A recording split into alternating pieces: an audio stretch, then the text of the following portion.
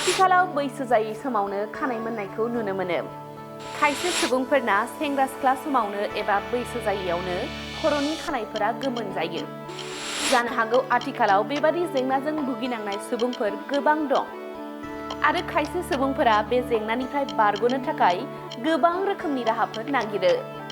खायफाया देहा फाहामगिरिनि सुबुरुन लायो आरो खायफाया गोरलैयै मोननाय माखासे खानायनि प्रडाक्टफोरखौ बाहायो। नाथाय खानाय गोमोन जानाय जेंनानिफ्राय बारग'नो हायाखै जानांगौ। बेनिखायनो बैसो जायैयावनो खानाय मोननायखौ माबोरै होबथानो हायो बेनि मोनसे राहाखौ नोंथांमोननो नैबे रादाबनि गेजेरजों फोरमायनो सिगांदों। जों बयबो टमेट'खौ जाग्रा मैगं महरै बाहायो नङासै? ओंख्रि जानाय एबा गोथाङै सलाद महरै बांसिन सुबुङानो टमेट'खौ जायो। नाथाय टमेट'आव गुबुन मोनसे गोनांथार गुनाबो थाखोमानानै दं। बे गुनानो जाबाय खानाय गोमोन जानायनिफ्राय रैखा खालामनाय एबा होबथानाय। नंगौ, नोंथाङा थारखौनो खोनादों। नंगौ, गोथां टमेट'आ बैसो जायैयावनो खानाय मोननायखौ होबथानायाव मदद खालामो।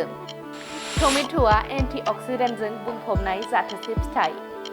टमेट'आव थानाय लिक'पिन, भिटामिन सी, ई बायदिफोरा अक्सिडेटिभ स्ट्रेसजों जुजियो, खर'खौ थाजिम खालामो, मेलेनिनखौ हेफाजाब होयो आरो खानायखौ गोख्रों खालामो। टमेट'आ खानायनि सावस्रिखौ बांहोयो आरो थाब गोमोन जानायनि जाहोनफोरखौ जुजिनायाव मदद खालामो। टमेट'आव थानाय एन्टिअक्सिडेन्ट गोहोफोरा लिक'पिन आरो गुबुन एन्टिअक्सिडेन्टफोरा खानायनि गाब जिबख्रिफोरखौ खहा खालामग्रा आरो गुफुर जाहोग्रा फ्रि रेडिकेल्सजों जुजियो। दानिया टमेट'खौ माबोरै खानायाव बाहायनांगौ बेनि सोमोन्दै नोंथांमोनहा आबुङै मिथिनानै लादो। 15 निफ्राय 20 मिनिटनि थाखाय खानायाव गोजा टमेट'नि बिदैखौ लागायनानै लानांगौ आरो मोजाङै सुनांगौ। बेनि अनगायैबो एन्टिअक्सिडेन्टजों बुंफबनाय गोथां टमेट' सस एबा सुपफोरखौ जानो हागोन।